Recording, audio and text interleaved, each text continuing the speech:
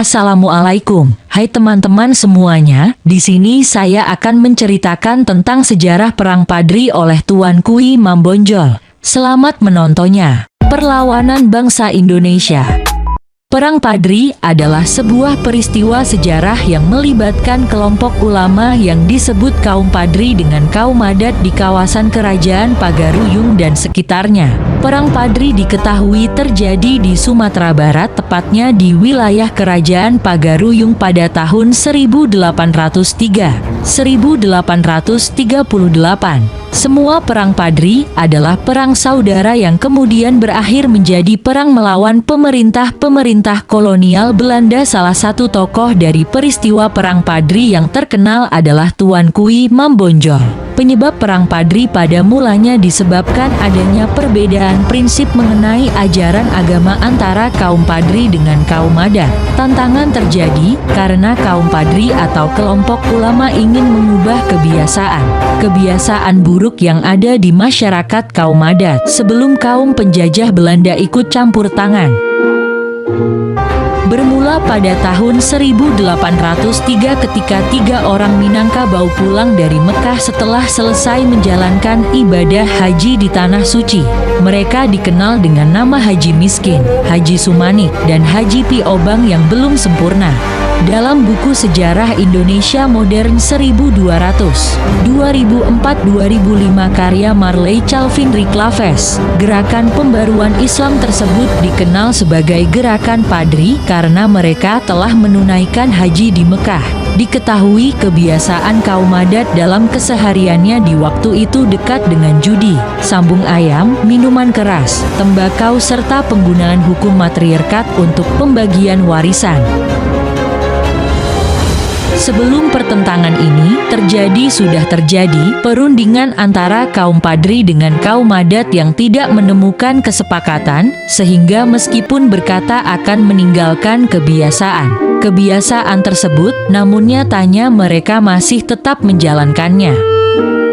Hal tersebut yang membuat kaum Padri marah dan beberapa negeri dalam Kerajaan Pagaruyung bergerak loncat. Perang Padri kemudian meletus sebagai perang saudara dan melibatkan suku Minang dan Mandailing. Pada masa perang tersebut, kaum Padri dipimpin oleh Harimau dan Salapan sementara kaum adat dipimpin Sultan Arifin Muningsyah. Pada 1815, Harimaunan Salapan berhasil menyudutkan kaum adat. Terdapat beberapa perang Padri tokoh terkemuka dari Harimaunan Salapan, di antaranya yakni Tuanku Pasaman, Tuanku Nanreceh, Tuanku Tambusai, Tuanku Roh, Tuanku Lintau, Tuanku Pandai Sikap, Tuanku Mansiangan, serta Tuanku Barumun. Karena semakin terdesak, kemudian golongan adat meminta bantuan pemerintah kolonial Hindia Belanda yang pada saat itu menjajah wilayah Nusantara, termasuk juga dengan Minangkabau.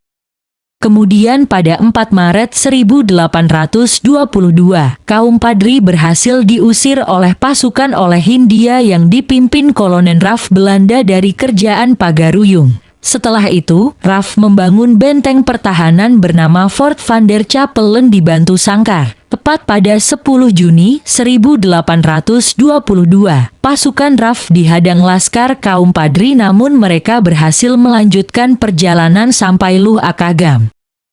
Perlawanan orang-orang dari kelompok Padri membuat Belanda terdesak dan akhirnya kembali ke Batu Sangkar. Dan pada 13 April, Raff menyerang ke markas pertahanan kaum Padri yang ada di daerah Lintau. Pertempuran tersebut mampu membuat Belanda mundur pada 16 April 1823. Kemudian, Raff meminta Sultan Arifin Muningsyah agar datang ke Kerajaan Pagaruyung. Namun pada 1825, Sang Sultan sudah wafat. November 1825, Belanda mengajukan gencatan senjata dan membuat strategi licik berupa perjanjian masang. Saat itu, Belanda kewalahan dan kehilangan sumber data untuk membiayai beberapa perang yang lain. Selama masa gencatan senjata, Tuanku Imam Bonjol yang merupakan salah satu pemimpin kaum Padri mencoba mengajak kaum adat bersatu, karena lawan yang sebenarnya adalah penjajah Belanda. Kesempatan dan perdamaian antara kaum Padri dan kaum adat ini akhirnya tercapai. Kesepakatan tersebut diadakan di atas Bukit Marapalam, Kabupaten Tanah Datar, dan dikenal sebagai Plakat Puncak Pato.